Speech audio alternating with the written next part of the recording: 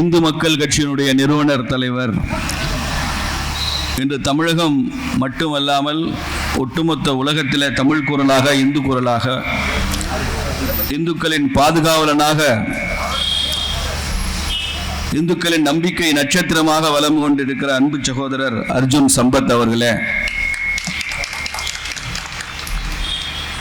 இங்கே தலைமை வகித்துக் கொண்டிருக்கிற இந்து மக்கள் கட்சியினுடைய அன்பு சகோதரர் மாரிச்சாமி அவர்களே, வேல்முருகன் அவர்களே, ஈஸ்வரன் அவர்களே, சிவா அவர்களே, வசந்தகுமார் அவர்களே, சக்தி பாண்டியன் அவர்களே, பொன்னுசுவாமி அவர்களே, லக்ஷம் ஜி அவர்களே, முத்துராமலிங்கம் அவர்களே, பாரதிய ஜனதா கட்சியிலிருந்து மேடை அலங்கரித்து கொண்டிருக்கிற முன்னாள் மாவட்ட தலைவரும் மாநில செயற்குழு உறுப்பினருமான ஆற்றல் மிகுந்த அன்பு தம்பி சுரேஷ்குமார் அவர்களே, அற்புதமாக உரையாற்றி சென்று அமர்ந்திருக்கிற ஒலிம்பிக் செல்வம் அவர்களே, இந்த சிவகாசி நகர் பாரதிய ஜனதா கட்சியினுடைய தலைவர் பாட்டம் பழனிசுவாமி அவர்களே, சகோதர சகோதரிகள், உங்கள் அனைவருக்கும் வணக்கங்களை சொல்லி, ஐயா நரேந்திர மோடி அவர்கள் சார்பாக இந்த பாராட்டை, ஆண்டாளின் பிரசாதத்தை எல்லாம் அவரது பிரதிநிதியாக நான் இங்கே ஏற்றுக்கொள்கிறேன் என்பதை உங்கள் முன்னால் பதிவு செய்கின்றேன். ஏதோ ஒரு பெரிய சாதனை நான் செய்ததாக நான் நினைக்கவில்லை. இது ஐயா மோடி அவர்களது அரசாங்கத்தினுடைய சாதனை. அவர் இங்கே வந்து இந்த நிகழ்விலே கலந்து கொண்டிருக்க முடியாது. எதிர்காலத்தில் அர்ஜுன் சம்பத் அழைக்கும் போது ஒருவேளை ஐயா மோடி அவர்களே கூட இந்து மக்கள் கட்சி நிகழ்ச்சியில் கலந்து கொள்ளலாம். இன்று அப்படி சூழல் அமையவில்லை என்பதனால அவரது சார்பாக, அவரின் பிரதிநிதியாக நான் அதை ஏற்றுக்கொள்கிறேன். அது மாத்திரமல்ல, இந்த சீனாவினுடைய சிகார் லைட்டருக்கு தடை விதித்ததில் 2 அமைச்சர் பெருமக்களுக்கு மிக முக்கிய பங்குண்டு. ஒன்று, தமிழகத்தின் வீரமங்கை இன்று டெல்லியை அலங்கரித்துக் கொண்டிருக்கிற நிதியமைச்சர் மரியாதைக்குரிய அம்மா நிர்மலா சீதாராமன் அவர்கள் இல்லை என்றால் இது நடந்திருக்காது. இன்னொரு அமைச்சர் பெருமகனார் மத்திய தொழில் வர்த்தகத்துறையினுடைய அமைச்சராக இருக்கிற மகாராஷ்டிராவை சேர்ந்த ஐயா பியூஷ் கோயல் அவர்கள். அந்த இருவருக்கும் கூட நமது கரவொலியின் மூலமாக இந்த இடத்துல நம்ம நன்றியை நாம் தெரிவிக்கத்தான் வேண்டும். இந்த சிவகாசி நகரம் மிக புகழ்பெற்ற நகரம். இந்த சிவகாசிக்குன்னு ஒரு 200 வருஷ பாரம்பரியம் இருக்கு. ஒரு காலத்தில் இது ரொம்ப வறண்ட பகுதி, மழையே இல்லாத பகுதி சிவகாசி. மழை மறைவு பிரதேசம். இப்போ கூட சிவகாசியில் வருஷத்துக்கு 2 மழை விழுந்தால் பெரிய விஷயமா இருக்குன்னு நினைக்கிறேன் நான். எப்போதுமே தண்ணீர் பஞ்சம் இருக்கும். விவசாயத்திற்கும் தண்ணீர் பஞ்சம், குடிநீருக்கே தண்ணீர் பஞ்சம் இருக்கும். சிவகாசியில் சந்தோஷமாக வந்து எல்லாரும் பொண்ணு எடுப்பாங்க.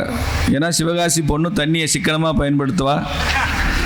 சிவகாசி பொண்ணு வேறு ஊருக்கு வாக்கப்பட்டு போனால் எத்தனை கிலோமீட்டர்னாலும் குடத்தை தூக்கி கொண்டு வந்து வீட்டு நிறையா தண்ணியை ரெப்பிடுவான்னு சிவகாசி பொண்ணுன்னா எல்லாரும் சந்தோஷமாக கல்யாணம் பண்ணுவாங்க. வேறு ஊர் பொண்ணுன்னா சிவகாசி மாப்பிள்ளை கொடுக்குறதுக்கு யோசிப்பாங்க. நம்ம உள்ள போய் எங்கள் குடமாக தண்ணி சுமக்கணுமே. அந்தளவிற்கு தண்ணீர் பஞ்சம் இருந்த காலம். அப்போ இந்த ஊரில் 2 பெரியவர்கள் இருந்தாங்க, ரொம்ப முக்கியமான சமுதாய பெரியவர்கள், ஊர் பெரியவர்கள். ஒருத்தர் பேர் ஐயா நாடார்னு பேர், இன்னொரு பெரியவர் ஐயா லக்ஷ்மண நாடார்னு பேர். இந்த 2 பேரும் விவசாயம் பொய்த்து போய்விட்டது, வாழ்க்கைக்கு வழி இல்லை. அப்போ நடந்து கொண்டிருக்கிறது வெள்ளைக்கார அரசாங்கம். நம்ம அரசாங்கம் கூட இல்லை. நம்ம அரசாங்கமாக இருந்தாலும் காங்கிரஸ் ஒன்றும் செஞ்சுருக்க போகிறது இல்லை, அது வேற. வெள்ளைக்கார அரசாங்கம். அதனால நாம் ஏதாவது ஒரு தொழில் துவங்கலாம். என்ன தொழில்? சிவகாசியில் என்ன கிடைக்குதுன்னா எதுவும் இல்லை. தண்ணி இல்லை, விவசாயம் இல்லை, வறண்டு போன நிலம். அதனால நல்ல சூரியன் வெயில் அடிக்குது. இந்த வெயிலுக்கு ஏற்ற தொழில் என்னன்னு யோசிச்சாங்க.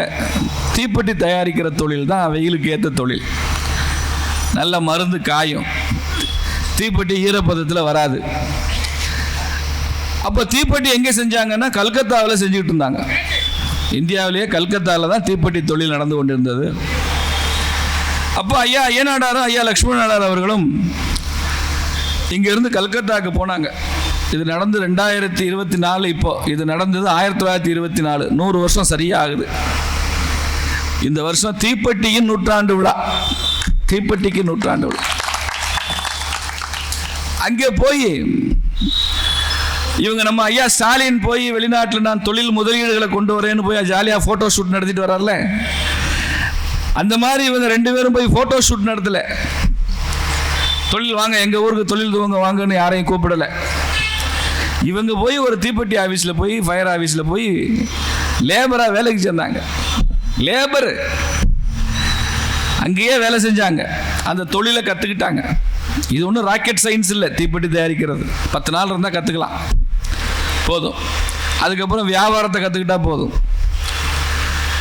தீப்பெட்டி செய்வதை கற்றுக்கொண்டு 100 ஆண்டுகளுக்கு முன்னால் இங்கேருந்து கல்கத்தாவுக்கு போய் அங்கிருந்து திரும்ப சிவகாசிக்கு வந்து இந்த பகுதியில் தீப்பெட்டி தயாரிக்கிற தொழிலை குடிசை தொழிலாக ஆரம்பித்தவர்கள் அந்த 2 பெரியவர்கள். அவர்களால் தான் இன்றைக்கு மிகப்பெரிய சாம்ராஜ்யமாக இன்றைக்கி அது உருவாயிருக்கு. முதல்ல தீப்பெட்டி ஆரம்பித்தோம்.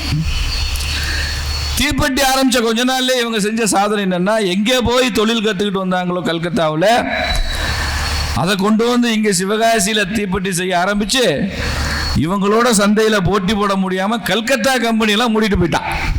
அந்த அளவுக்கு திறமையாக இன்னைக்கு கல்கத்தாவில் தீப்பெட்டிக்கு கல்கத்தாவுக்கு சம்மந்தம் இல்லை. இன்னைக்கு இந்தியாவில் உற்பத்தி ஆகிற தீப்பெட்டியில் அல்லது இந்திய சந்தைக்கு தேவையான தீப்பெட்டிகளில் 95% தமிழ்நாட்டில் தான் தீப்பெட்டிகள் உற்பத்தி ஆகிறது. அந்த 90%, 90% உங்கள் விருதுநகர் மாவட்டத்தில் தான் உற்பத்தி ஆகிறது.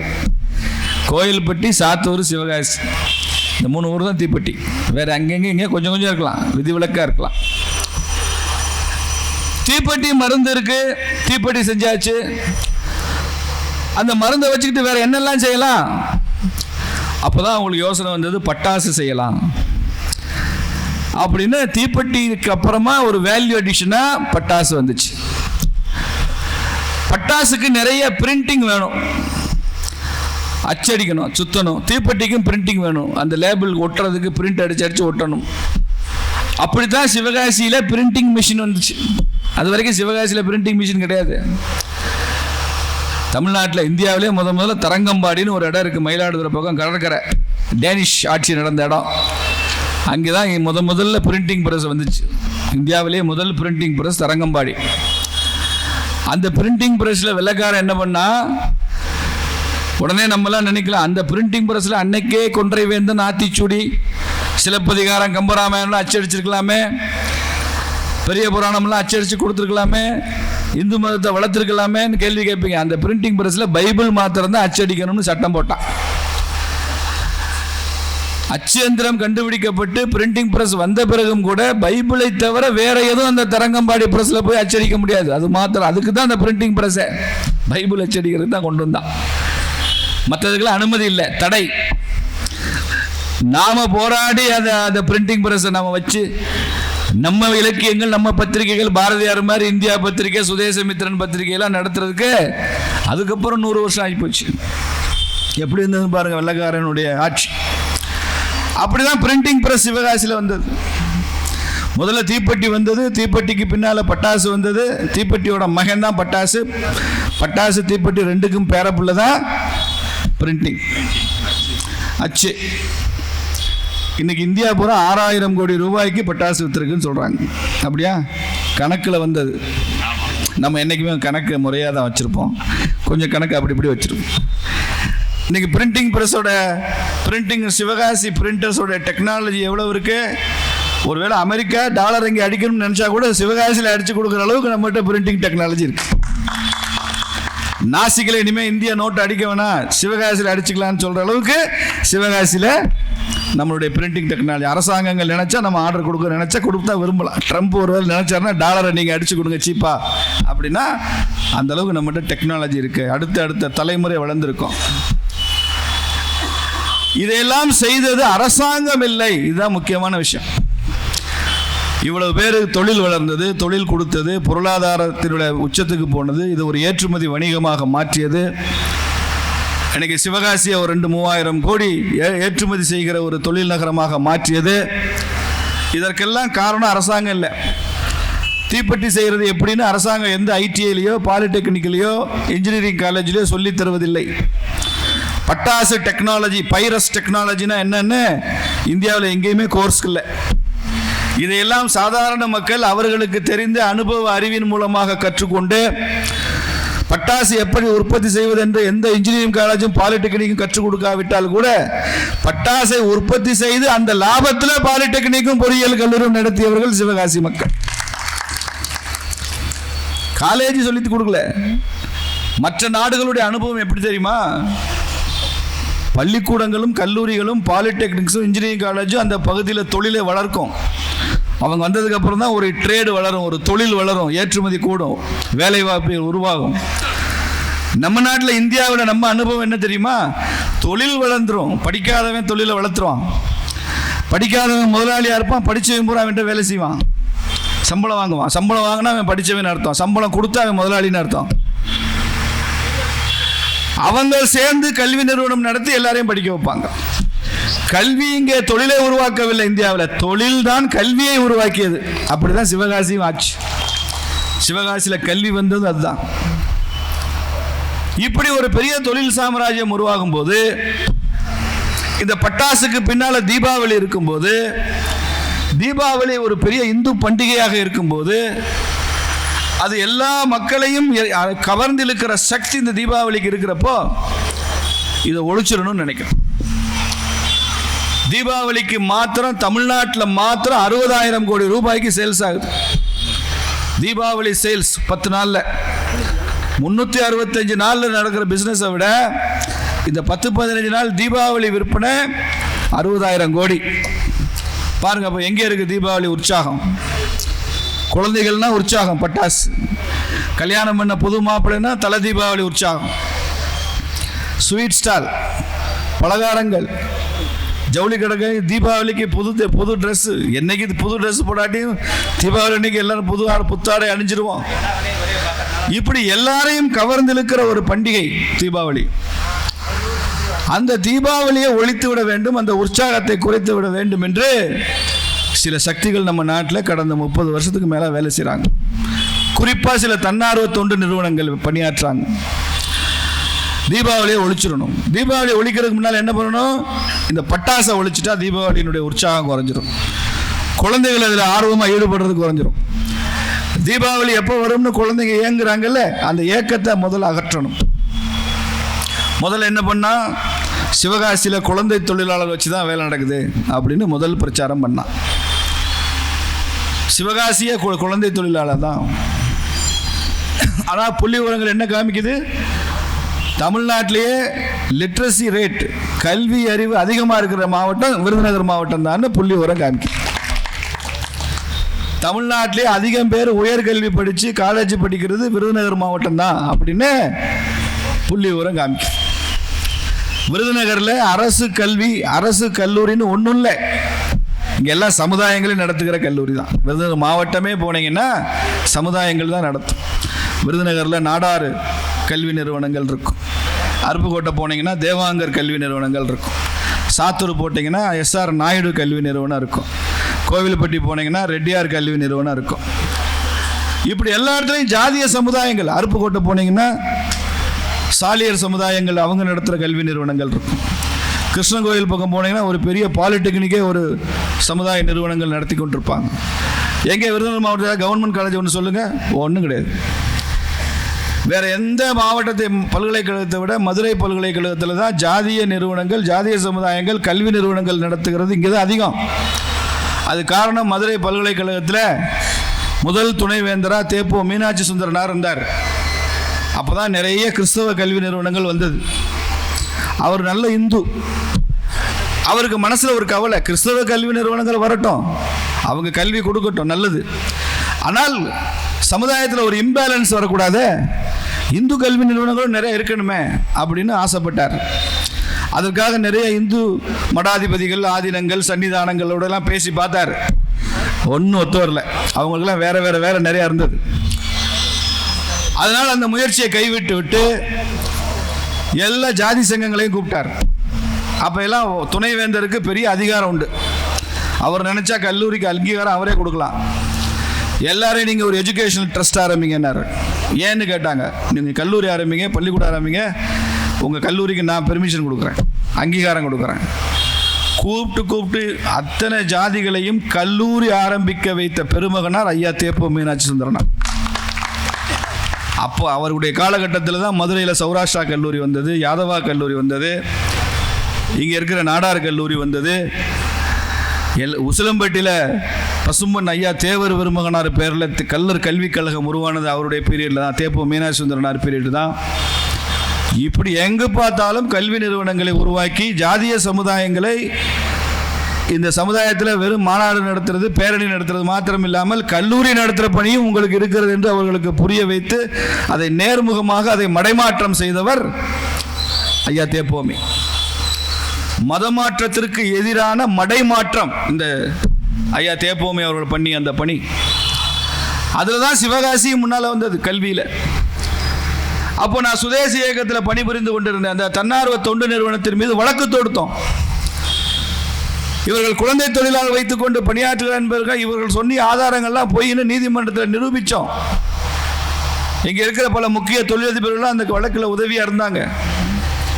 நிரூபிக்கப்பட்ட அந்த வழக்கின் முடிவில் பொய் சொன்ன அந்த தன்னார்வ தொண்டு நிறுவனத்தினுடைய அந்த அதை நடத்தி கொண்டிருந்த அந்த உரிமையாளர் சிறைக்கு சென்றார் என்பதை இங்கே நான் உங்கள் முன்னால் பதிவு செய்கிறேன். ஜெயிலுக்கு அனுப்பிச்சோம் பொய் சொன்னதுக்காக. அப்படி பாரதிய ஜனதா கட்சி, அதற்கு முன்னால் சுதேசி இயக்கம் சிவகாசியை காப்பாற்றுவதற்கு நாம் எடுத்த முதல் முயற்சி. சீன பட்டாசுகள் சிவகாசிக்கு பெரிய ஒரு அச்சுறுத்தலாக இருந்தது. கண்டெய்னராக வந்து இறங்கும் சீனாவில் இருந்து. அப்போ இருந்த காங்கிரஸ் மன்மோகன் ஆட்சி, அப்போ இருந்த திமுக ஆட்சி, 10 வருஷம் திமுக நம்ம அண்ணங்க தான் மத்தியில் ஆட்சியில். நம்ம ஐயா சிதம்பரம் தான் நிதியமைச்சர், உள்துறை அமைச்சர். அப்போ அரசாங்கம் திமுக காரங்க சொன்ன பதில் என்ன தெரியுமா? சீனாலேருந்து பட்டாசு வருதுயா, சிவகாசி செத்துக்கிட்டு இருக்கியா. அப்போ சொன்னாங்க, எத்தனை கண்டெய்னர் நாங்கள் ரெய்டு நடத்தி பிடிக்க முடியும், எத்தனை இடத்துல சீனாவிலேருந்து வர்ற பட்டாசு வருதுன்னு நாங்கள் போலீஸ் போட்டு பிடிக்க முடியும், அதெல்லாம் எங்களால் முடியாதுன்னு கைவிரிச்ச அரசாங்கம் தான் திமுக அரசாங்கம். இப்போ வெக்கம் கெட்டு போய் இதுக்கெல்லாம் நாங்கள் தான் காரணம்னு போஸ்ட் போட்டு ஒட்டிக்கிட்டு இருக்கானே. எவன் பெத்த பிள்ளைக்கு எவன் வந்து இனிஷியல் போடுறது? நான் பிள்ளை பெறுவேன், நீ வந்து இனிஷியல் போட்டுக்குவியா? நீ தான் அப்பனா? அப்படி கைவிரித்த அரசாங்கம் காங்கிரஸ் திமுக அரசாங்கம். 2014 மன்மோகன் சிங் பிரதமராக இருக்கும் வரைக்கும், திமுக மத்தியில் ஆட்சியில் இருக்கும் வரைக்கும் சீன பட்டாசுகள் தடை செய்யப்படவில்லை. வந்தது ஒரு சிங்கம் 2014 நரேந்திர மோடி பிரதமரா. மறுபடியும் நாம் போய் ஐயா பிரதமர்கிட்ட முறையிட்டோம். அவர் பிரதமராக வந்த 6 மாதத்தில் அவர் கொண்டு வந்த மிகப்பெரிய தடை சட்டம் சீன பட்டாசுகளுக்கு இந்திய மண்ணில் இடமில்லை என்று தடை விதித்தார். சிவகாசி காப்பாற்றப்பட்டது. இந்த சிவகாசியில் இருக்கிறவங்களுக்கு கேட்கிறேன், எத்தனை பேருக்கு இது தெரியும்? தெரிஞ்சிருந்தா நீங்க மாணிக் தாக்கூருக்கு ஓட்டு போட்டிருப்பியா? காங்கிரஸுக்கு ஓட்டு போட்டிருப்பியா? நீ செய்யறதெல்லாம் ஒருத்தன் செய்வான், நீ ஓட்டை கொண்டு போய் இன்னொருத்தனுக்கு போடுவியா? சிவகாசியை காப்பாற்றுறது நரேந்திர மோடியா காங்கிரஸா? யாருக்கு பதில் சொல்லுவீங்க? காங்கிரஸ் எம்பி, உங்க எம்பி மாணிக் தாக்கூரை நான் மனம் திறந்து பாராட்டுவேன். அவரை மாதிரி ஒரு நல்ல எம்பி நான் பார்த்ததே இல்லை. தொகுதி பக்கமே வர மாட்டார், யாரையும் தொந்தரவு செய்ய மாட்டார். உங்களை வந்து ஏதாவது தொந்தரவு பண்ணுறாரா? சிவகாசிக்காரங்க சொல்லுங்க, தொந்தரவே பண்ண மாட்டார். ஒரு ஃபோட்டோவுக்கு அவர் ஃபோட்டோவை காமிச்சது யாருன்னு கேட்குறேன். நீங்கள் மாணிக் தாக்கூர்னு சொல்லிட்டீங்கன்னா நான் அரசியலை விட்டு ஒதுங்கிக்கிறேன். ஆனால் அவர் தான் 10 வருஷமாக உங்கள் எம்பி. எலெக்ஷன் அப்போ மட்டும் வருவார், நல்ல மனுஷன். ஓட்டு போடுங்கன்னு கேட்பார். நம்மளையும் 5 வருஷம் நம்மளை தொல்லை பண்ணாமல் இருக்கானே, போட்டு தொலைச்சிடுவோன்னு போட்டுறீங்க, போயிடுவார், அவ்வளோதான், முடிஞ்சு போச்சு. ஆனால் மற்ற இடத்துலையாவது காசு கொடுத்து ஓட்டு வாங்குறாயா? சிவகாசி மக்கள் தங்கமானவன், காசு வாங்காமல் ஓட்டை போட்டு தொலைக்கிறீங்க காங்கிரஸுக்கு. ஒரு 500 ரூபா காசை வாங்கிட்டு கூட போட வேண்டாம்னு நினைக்கிறேன். நேர்மையாக ஓட்டு போடுறோம் நம்ம. அந்த மனுஷன் காசு கொடுக்கறதில்ல, இல்லை கொடுக்கறதில்ல, எனக்கு தெரியுமே. பட்டாசை, சீன பட்டாசை தடை செய்ததுனால தான் சிவகாசி பழிச்சது, தெரிஞ்சுக்கங்க. அடுத்து ஜிஎஸ்டி வந்தது. ஜிஎஸ்டிங்கிறது புது வரி இல்லை, பல பேர் தப்பா சொல்லு. ஜிஎஸ்டியை போட்டார் மோடி, ஜிஎஸ்டியை போட்டார். ஜிஎஸ்டிங்கிறது புது வரி இல்லைடா, புதிய வரி விதிப்பு முறை, புது முறை. 5, 3, 8, 8, 2, 10, 10, 2, 12 இத்தனை நாளாக கூட்டிகிட்டு இருந்தோம். மோடி வந்து என்ன சொல்றாரு? 4 நாள் 8, 8 நாள் 12ன்னு கூட்டுறான்னு சிம்பிளிஃபை பண்ணி வச்சுக்கிறாரு. அவ்வளோதான். அங்கேயும் 12 தான், இங்கேயும் 12 தான். 17 வகையான வரிகளை எடுத்துட்டு, விற்பனை வரி, சேல்ஸ் டாக்ஸு, நுழைவு வரி, ஆக்ட்ராய் வரி, எக்ஸைஸ் டியூட்டி, இதெல்லாம் எடுத்துரு. அதுக்கு மேலே 5%, 12%, 18%, 28% ஜிஎஸ்டிக்குள்ளே கொண்டு வா அப்படின்னு சொல்லி, ஜிஎஸ்டின்றது புதிய முறை, புது வரி இல்லை. அதில் சிவகாசிக்கு பட்டாசுக்கு 28% வரி போட்டோம். ஏன் பட்டாசுக்கு 28% வரி? பட்டாசு சுற்றுச்சூழலை மாசுபடுத்துவது, பட்டாசு தேவையற்றது, ஆடம்பரத்துக்கெல்லாம் 28% வரி. அதில் போய் சிவகாசி பட்டாசு சிக்கிக்கிச்சு. இது ஆடம்பரம்னு டெல்லியில் ஐஏஎஸ் ஆஃபீஸர் முடிவு பண்ணிட்டான். இந்த ஐஏஎஸ் வர்க்கத்தை சரி பண்ணுறது ரொம்ப கஷ்டம். அரசியல்வாதிக்காவது ஒரு விஷயத்தை புரிஞ்சிட முடியும். ஐயோ ஓட்டு போயிருமேனாவது பயப்படுவான். ஐஏஎஸ்க்கு அந்த அதுவும் புரியாது. 28% சிக்கிக்கிச்சு. மறுபடியும் நாங்கள் பிஜேபியிலேருந்து தான் போனோம். நான் தான் கூட்டிகிட்டு போனேன் எல்லாரையும். ஐயா அருண்ஜேட்லி அப்போது நிதியமைச்சராக இருந்தார். அவரை போய் பார்த்தோம், எல்லாம் எடுத்து சொன்னோம். அருண்ஜேட்லி அவர்களை கன்வின்ஸ் பண்ணுறது, அவரை திருப்திப்படுத்துறது, புரிய வச்சு அவரை ஒத்துக்க வைக்கிறது ரொம்ப கஷ்டம். இந்திய அரசியல்லையே அருண்ஜேட்லியை கன்வின்ஸ் பண்ணுறது ஒரே ஒருத்தரால் தான் முடியும். யாரால முடியும்? அருண்ஜேட்லினால தான் முடியும். அவரை கன்வின்ஸ் பண்ணுறதுக்கு யாரால் முடியும்? அவரால் தான் முடியும். அவராக கன்வின்ஸ் ஆனால் தான் உண்டு. பிரைம் மினிஸ்டர் சொன்னால் கூட கன்வின்ஸ் ஆக மாட்டார். ஏன்னா அவர்கிட்ட அவ்வளோ பாயிண்ட்ஸ் வச்சுருக்கோம். சும்மா மொட்டையா இல்லை, அவ்வளோ விவரஸ்தர். ஆனாலும் சிவகாசியை சொல்லி, பட்டாசை சொல்லி, பண்டிகையை சொல்லி, தீபாவளியை சொல்லி, இது என்னன்ற அதிகாரிகளுக்கு புரியவில்லை. நமக்கு அரசாங்கம் இதை எடுத்து செய்யணும்னு சொல்லி 28% அதிகாரிகளால் விதிக்கப்பட்டிருந்த ஜிஎஸ்டி வரியை 18% மாற்றியது தமிழக பாரதிய ஜனதா கட்சி. அதில் எனக்கும் ரொம்ப பெரிய மகிழ்ச்சி உண்டு. ஏன்னா இது முன்னின்று நடத்தி எடுத்து சென்று அப்போது வர்த்தக அமைச்சராக இருந்த அம்மா நிர்மலா சீதாராமன் அவர்கள் மூலமாக இது நிதியமைச்சருக்கு எடுத்து சென்று, அவர்கள் ஏதோ சிவகாசியினுடைய வழக்கறிஞர் மாதிரி அம்மையார் வாதாடின காட்சியை நானே பார்த்தேன். உங்களுக்கு ஃபீஸ் இல்லாத ஒரு அட்வொகேட்டாக அவங்க வாதாடினாங்க. சிவகாசி மக்களுக்காக நிதியமைச்சர் நிர்மலா சீதாராமன் அவர்கள் வாதாடினாங்க. 18% ஆச்சு. மறுபடியும் தொழில் காப்பாற்றப்பட்டது. அப்புறம் அரசாங்கம் சென்ட்ரல் சேஃப்டி ஆக்ட்னு ஒன்று கொண்டு வந்தான். பட்டாசு கடை எப்படி நடத்தணும்னு ஒரு ஆக்ட். அந்த ஆக்ட் ஏன் வந்துச்சுன்னா, இங்கே ஒரு பட்டாசு விபத்து நடந்து கொஞ்சம் பேர் செத்து போடணுன்னே அந்த வழக்கை நீதிமன்றம்